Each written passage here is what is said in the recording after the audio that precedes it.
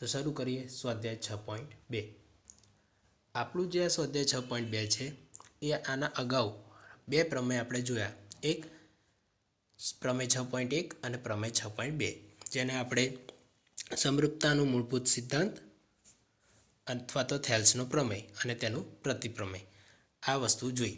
હવે એ પ્રમેયના આધારિત આપણા સિલેબસમાં સ્વાધ્યાય 6.2ના બે એક્ઝામ્પલ છે. જે નવો સિલેબસ છે એમાં બાકીના એક્ઝામ્પલને રાખવામાં આવ્યા નથી, તેથી આપણે અહીંયા બે જ એક્ઝામ્પલનો અભ્યાસ કરશું. તો શરૂ કરીએ. પ્રશ્ન નંબર 1. આકૃતિ 1 એટલે કે આ અને આકૃતિ 2 એટલે કે આ માં ડીઈ સમાંતર બીસી, આને શું વંચાય? ડીઈ સમાંતર બીસી. એટલે કે જો આ ડીઈ સમાંતર બીસી, એ જ રીતે આ પણ ડીઈ સમાંતર બીસી, એ બંને વસ્તુ આપણને આપેલું છે કે આ બંને એકબીજાને કેવા છે? સમાંતર. ઓકે. એટલે આકૃતિ 1માં ઈસી શોધો, એટલે કે ઈસી શોધો, બરાબર છે. એટલે કે આ શોધવાનું છે. તો જો એમાં આકૃતિ 1ની વાત કરીએ તો એમાં ઈસી શોધવાનું છે, અને એવી જ રીતે આકૃતિ 2માં એડી શોધવાનું છે. એટલે તમે અહીં ધ્યાનથી જુઓ તો તમને અહીં જોવા મળશે કે પહેલી આકૃતિની વાત કરીએ તો એમાં એડી, ડીબી, એઈ અને ઈસી. તો એમાંથી એડી, ડીબી અને એઈ આ ત્રણ માપ આપેલા છે, જ્યારે ઈસી આપ્યું નથી. તો આપણે કયો સિદ્ધાંત ઉપયોગ કરશું? તો કે થેલ્સનો પ્રમેય અથવા તો સમરૂપતાનો મૂળભૂત સિદ્ધાંત, કે જે સમરૂપતાનું મૂળભૂત પ્રમેય, બરાબર છે, કે જે આપણે અગાઉ ભણી ગયા છે. એમાં આપણે જોયું હતું કે કોઈ રેખા ત્રિકોણની બે બાજુઓને એવી રીતે છેદે કે જે ત્રીજી બાજુ ને સમાંતર હોય, બરાબર છે. તો એ બે બાજુઓને સમાન ભાગમાં વિભાજન કરે છે, કાં તો તેના સમપ્રમાણમાં હોય છે એવું આપણે કહી શકીએ, બરાબર છે. આ બાજુઓના સમપ્રમાણમાં હોય છે એવું પણ આપણે કહી શકીએ.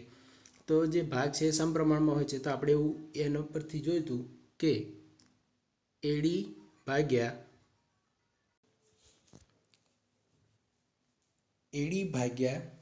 ડીબી બરાબર એઈ ભાગ્યા ઈસી, બરાબર છે.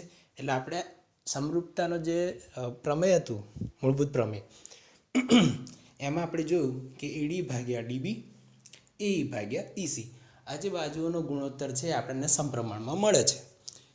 તો આપણે જે આ એડી ભાગ્યા ડીબી બરાબર એઈ ભાગ્યા ઈસી છે, એના પરથી આપણે ઈસી આરામથી મેળવી શકીએ છીએ. એવી જ રીતે આ સાઈડ પણ છે કે આ સમાંતર બાજુ છે, આ બે બાજુને કટ કરે છે, તેથી એ બાજુથી બનતો જે ગુણોત્તર હશે એ પણ સમપ્રમાણમાં હશે, એટલે કે એડી ભાગ્યા ડીબી, એઈ ભાગ્યા ઈસી. તો તમે એમાં એડીનું માપ, જો એડી સિવાયના બાકીના બધા માપ આપ્યા છે તો તમે એડી આરામથી શોધી શકો. એટલે જો બંને આકૃતિમાં રેખા ડીઈ એ ત્રિકોણ એબીસીની બાજુઓ એબી અને એસીને અનુક્રમે ડી અને ઈમાં છેદે છે. એટલે જો અહીંયા ડી અને ઈમાં છેદે છે બંનેમાં. ઓકે. તથા ડીઈ સમાંતર બીસી, એ તો આપણને અહીં રકમ જ આપેલું છે.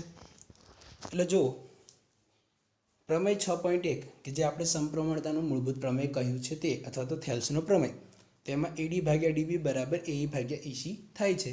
તો આ પ્રમેયનો ઉપયોગ કરીને આપણે કહી શકીએ કે એડી ભાગ્યા ડીબી બરાબર એઈ ભાગ્યા ઈસી. તો પહેલા આકૃતિ 1 માટે એડી ભાગ્યા ડીબી બરાબર એઈ ભાગ્યા ઈસી, બંને આકૃતિ માટે સાચું છે, પણ આપણે અહીંયા પહેલી આકૃતિ માટે વાત કરીએ તો એડી ભાગ્યા ડીબી બરાબર એઈ ભાગ્યા ઈસી માટે હવે જો એડી 1.5, ડીબી 3 સેન્ટીમીટર, એઈ 1 સેન્ટીમીટર અને ઈસી નથી આપ્યું, એ શોધવાનું છે. તો જો 1.5, 3, 1 અને ઈસી. હવે ઈસીને બરાબરની આ સાઈડ લઈ જાય એટલે ઉપર આવી જાય, અંશને બરાબરની બીજી સાઈડ લઈ જઈએ તો ભાગાકારમાં, અને છેદને લઈ જઈએ તો અંશમાં. એટલે જો આ ઉપર જશે 3 એટલે કે 1 ગુણ્યા 3, અને 1.5 ભાગાકારમાં જશે ને ઈસી ઉપર આવી જશે, એટલે ઈસી બરાબર 1 ગુણ્યા 3 ભાગ્યા 1.5.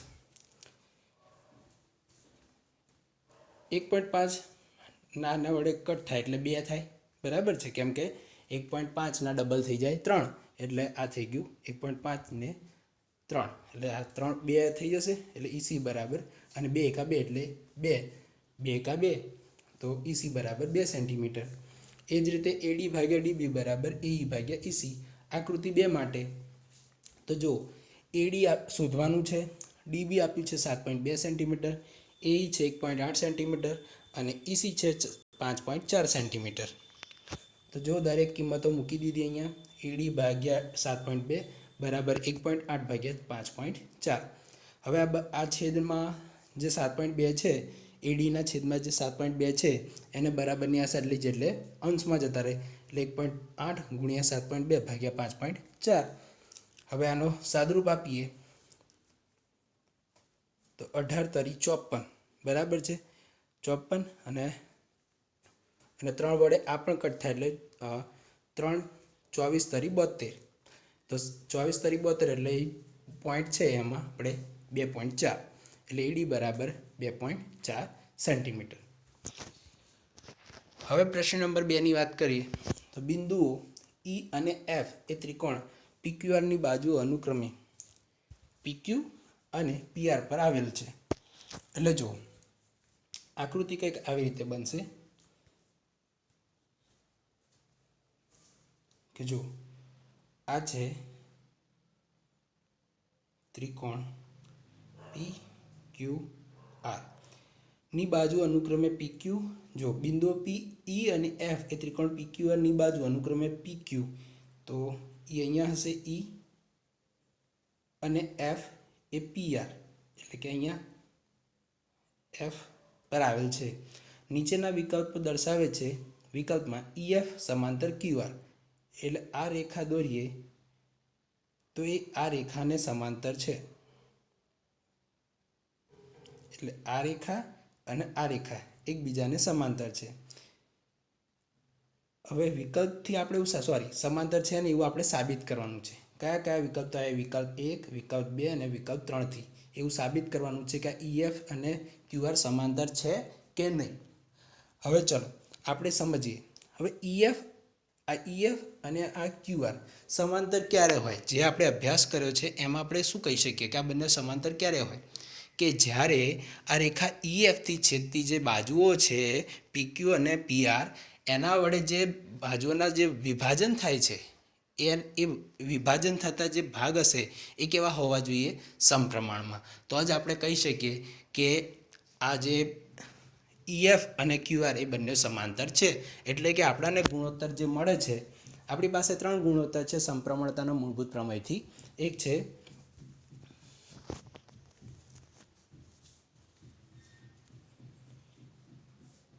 PE ભાગ્યા EQ, PF ભાગ્યા ER, એક આ ગુણોત્તર, અથવા તો બીજો ગુણોત્તર છે PE ભાગ્યા PQ, PF ભાગ્યા PR, આ બીજો ગુણોત્તર. એ જ રીતે ત્રીજો ગુણોત્તર છે EQ ભાગ્યા PQ, FR ભાગ્યા PR. તો આ 3 ગુણોત્તરમાંથી જો કોઈ ગુણોત્તરનું પાલન થતું હોય તો આપેલી આપણી બંને રેખા EF અને QR એ બંને કેવા થશે? સમાંતર. તો આપણે જોઈએ વિકલ્પ 1. વિકલ્પ 1માં PE બરાબર 3.9 સેન્ટીમીટર, EQ બરાબર 3 સેન્ટીમીટર, PF બરાબર 3.6 સેન્ટીમીટર અને FR બરાબર 2.4 સેન્ટીમીટર આપ્યા છે. તો આપણે આપણી શરત જે છે એનો આપણે ઉપયોગ કરીએ કે બિંદુઓ E અને F ત્રિકોણ PQR ની બાજુ અનુક્રમે PQ અને PR પર આવેલ છે. આપણે આગળ જ આકૃતિ દોરી અને સમજ્યા બરાબર. PQR, EF. હવે જો આપણને આપ્યું છે PE EQ, એટલે આપણો ગુણોત્તર કયો થઈ જશે? PE ભાગ્યા EQ, PF ભાગ્યા FR.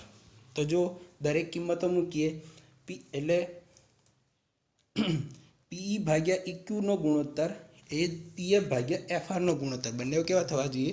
સમાન. તો જો PE ભાગ્યા EQ બરાબર 3.9 ભાગ્યા 3 તો 1.3 ભાગ્યા 1 થાય. અને એ જ રીતે PF ભાગ્યા FR ની કિંમત મૂકીએ 3.6 ભાગ્યા 2.4 તો થશે 1.5 ભાગ્યા 1.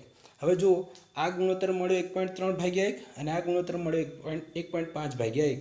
હવે જો બંને સમાન થાય છે તો બંને સમાન થતા નથી. એટલે વિકલ્પ 1માં બંને રેખાઓ સમાંતર છે નહીં. એટલે કે EF QR બંને સમાંતર નથી. એટલે જો પ્રમેય 6.2 મુજબ જે પ્રતિપ્રમેય છે એના પરથી EF સમાંતર QR થતું નથી.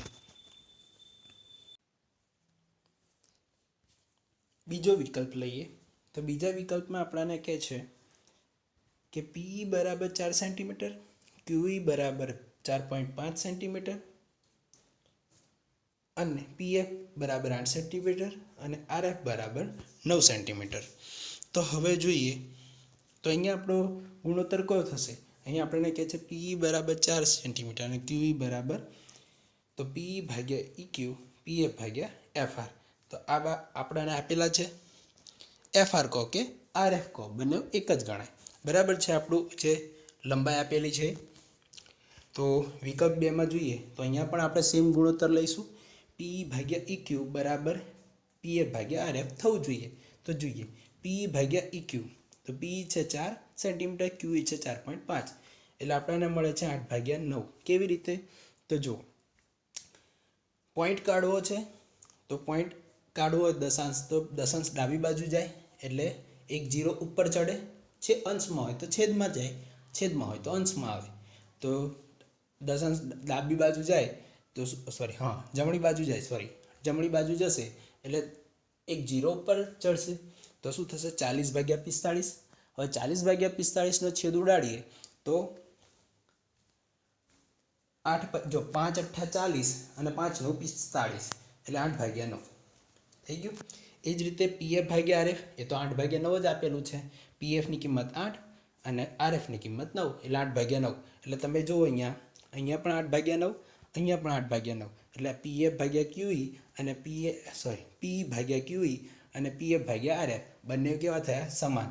એટલે જો આથી PE ભાગ્યા QE બરાબર PF ભાગ્યા RF બંને સમાન થયા.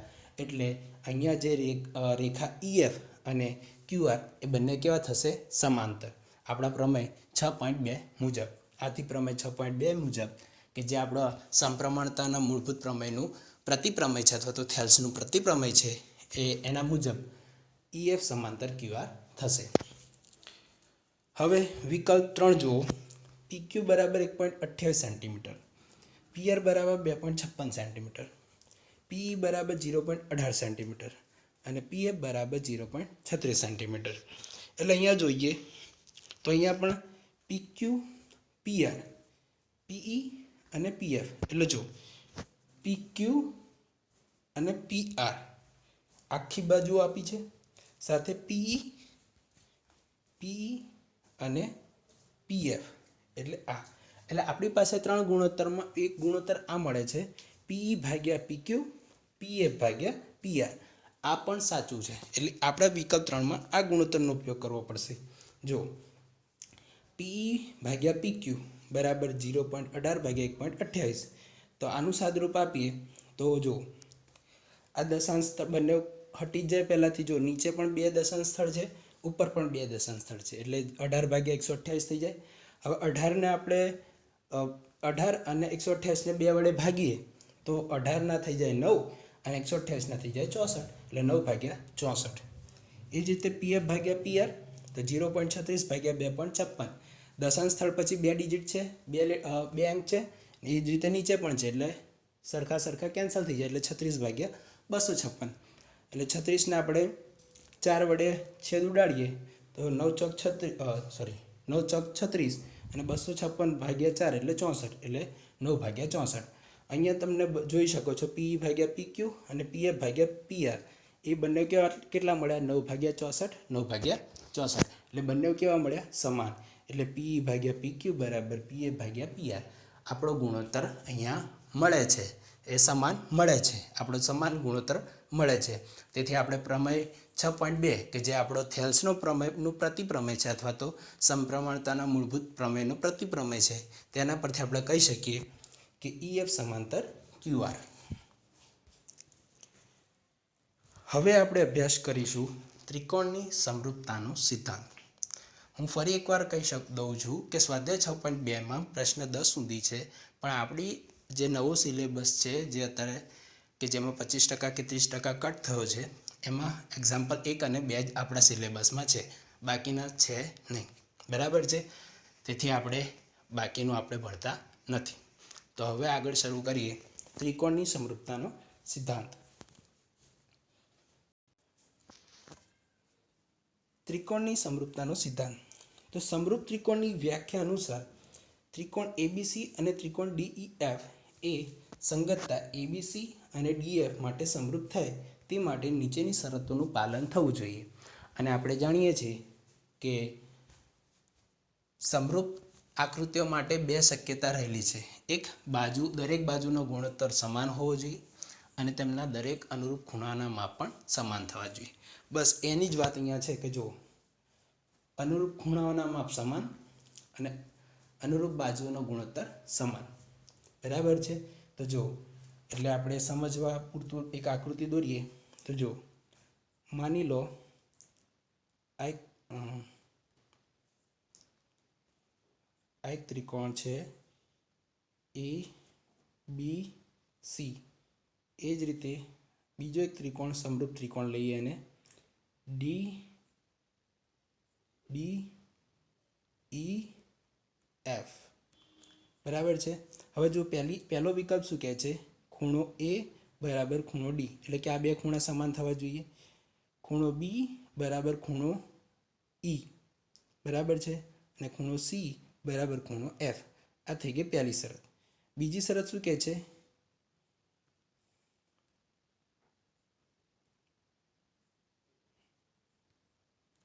બીજી શરત શું કહે છે કે અનુરૂપ બાજુ એટલે કે એ બીને અનુરૂપ બાજુ કઈ થઈ ગઈ? ડીઈ. તો એ બી ભાગ્યા ડીઈ. એ જ રીતે બીસીને અનુરૂપ બાજુ કઈ થઈ ગઈ? ઈએફ. તો બીસી ભાગ્યા ઈએફ. અને એસીને અનુરૂપ બાજુ કઈ થઈ ગઈ? ડીએફ અથવા તો એફડી. તો એસી ભાગ્યા ડીએફ. આ ત્રણેય બાજુઓ જે ગુણોત્તર આપણે લઈએ છીએ એ ત્રણે ત્રણ કેવા થવા જોઈએ? સમાન થવા જોઈએ. આ થઈ ગયો ત્રિકોણની સમરૂપતાનો સિદ્ધાંત. તમે જુઓ છો ખૂણો એ બરાબર ખૂણો ડી, ખૂણો બી બરાબર ખૂણો ઈ, ખૂણો સી બરાબર ખૂણો એફ. અને બીજું છે એ બી ભાગ્યા ડી બરાબર બીસી ભાગ્યા ઈ એફ બરાબર સીએ ભાગ્યા એફડી. જો આ શરતોનું પાલન થતું હોય તો આપણા સંકેતમાં લખી શકીએ કે ત્રિકોણ એબીસી સમરૂપ ત્રિકોણ ડીઈએફ. તેને ત્રિકોણ એબીસી સમરૂપ ત્રિકોણ ડીએફ એમ વંચાય. એટલે કે આ જે ટ વાળી નિશાની, ઊંધા ટ વાળી નિશાની છે કંઈક આ રીતે. આ શેની નિશાની છે? આ શેની નિશાની છે? તો સમરૂપતાની. બરાબર છે. આ શેની નિશાની છે? સમરૂપતાની. આના અગાઉ જે આપણે નિશાની ભણ્યા હતા આ શેની હતી? એકરૂપતાની. બરાબર છે મિત્રો. ઓકે, તો આને વંચાઈશું. હવે આનાથી સંગતતા એટલે શું કહેવા માંગે છે? જો ખૂણો એ ની હવે જો અહીંયા ખૂણો ડી ની જગ્યાએ ઈ હોત તો સંગતતા બદલાઈ જાત. ખૂણો જો આ રીતે હોત તો સંગતતા શું થાત?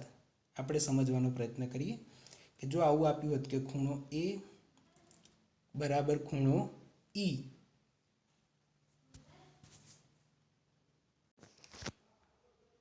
ખૂણો બી બરાબર ખૂણો ડી અને ખૂણો સી બરાબર ખૂણો એફ આ રીતે આપ્યું હોત તો સંગતતા બદલાઈ જાત. શું થાત? તો એ બી સી સંગતતા એક સંગતતા. તો જો એ ને સંગત કોણ છે? ઈ. બી ને સંગત કોણ છે? ડી. અને સી ને સંગત છે એફ. તો આ સંગતતા બદલાઈ જાય. એબીસી સંગતતા ઈડીએફ. જ્યારે અહીંયા આપી છે એબીસી સંગતતા ડીએફ. એટલે એ ખૂણાને ખાસ ધ્યાનમાં લેવા. જો આ શરતોનું પાલન થતું હોય તો જ આપણે આના સંકેતમાં લખી શકીએ એબી ત્રિકોણ એબીસી સમરૂપ ત્રિકોણ ડીઈએફ. અને આને વાંચવું હોય તો ત્રિકોણ એબીસી સમરૂપ ત્રિકોણ ડીઈએફ એમ વંચાય. હવે આગળ જોઈએ કે બે ત્રિકોણની સમરૂપતાને તેના શિરોબિંદુની સાચી સંગતતા સંકેતમાં દર્શાવીને અભિવ્યક્તિ કરવી જોઈએ. જો ત્રિકોણ એબીસી અને ત્રિકોણ ડીઈએફની ફક્ત એક જ સંગતતા એટલે કે એબીસી સંગતતા ડીઈએફ સમરૂપતા હોય તો તે ફક્ત ત્રિકોણ એબીસી સમરૂપ ત્રિકોણ ડીઈએફ જ લખાય. પણ જેમ મેં તમને આગળ કહેલું એમ પ્રમાણે કે જો આ રીતે હોત કે એબીસી સંગતતા ઈડીએફ આ રીતે હોત તો ત્યારે ત્રિકોણ શું લખાશે?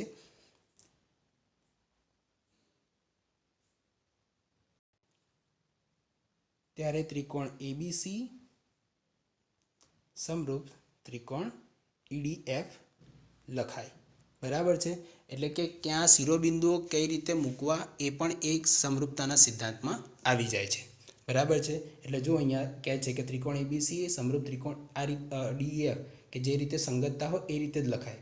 પણ જો તમે EDF ને કંઈ અદલા બદલી કરી દો તો એ વસ્તુ ચાલે નહીં. એટલે કે જે પ્રમાણે સંગતતામાં આપ્યું હોય એ જ રીતે ત્રિકોણના શિરોબિંદુને ગોઠવવા જોઈએ. એટલે જો ત્રિકોણ એબીસી સમરૂપ ત્રિકોણ EDF ના લખી શકાય. ત્રિકોણ એબીસી સમરૂપ ત્રિકોણ FDE ના લખી, એ લખવું ખોટું છે. એટલે લખવું ખોટું છે. એટલે લખાય તો ફક્ત આ રીતે કે જે રીતે સંગતતા આપી હોય તે રીતે જ લખી શકાય.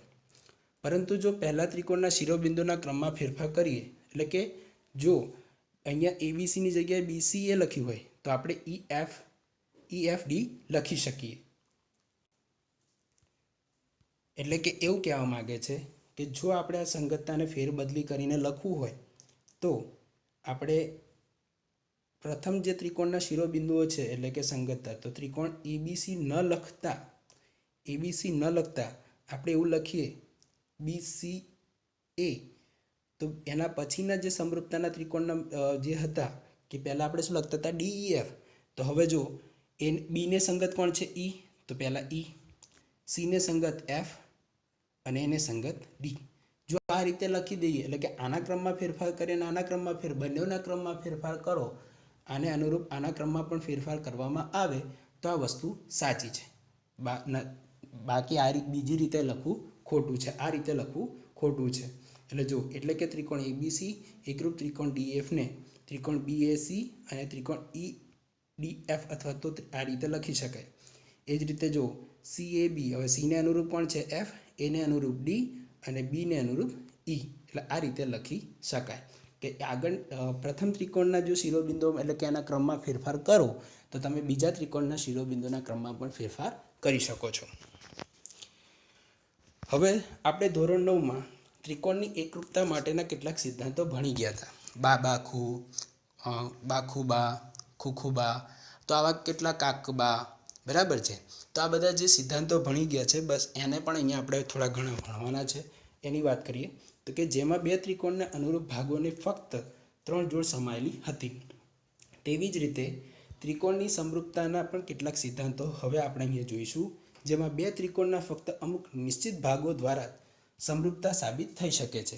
એટલે અમુક જ ભાગો, બધા ભાગો લેવાની જરૂર નથી. જેમ કે અહીંયા બધા ભાગોની વાત કરીએ તો અહીં 6 ખૂણા અને આ ગુણોત્તર, તેમાં બધા ભાગો લેવાની જરૂર નથી. આમાંથી ફક્ત 2 કે 3 લઈશું તો પણ આપણે આપણી સિદ્ધાંત સાબિત કરી શકીશું. એટલે જો જેમાં બે ત્રિકોણના ફક્ત અમુક નિશ્ચિત ભાગો દ્વારા સમરૂપતા સાબિત થઈ શકે છે અને વ્યાખ્યા મુજબ બધા 6 અંગો પરની શરતનું પાલન કરવું પણ નહીં પડે. બરાબર.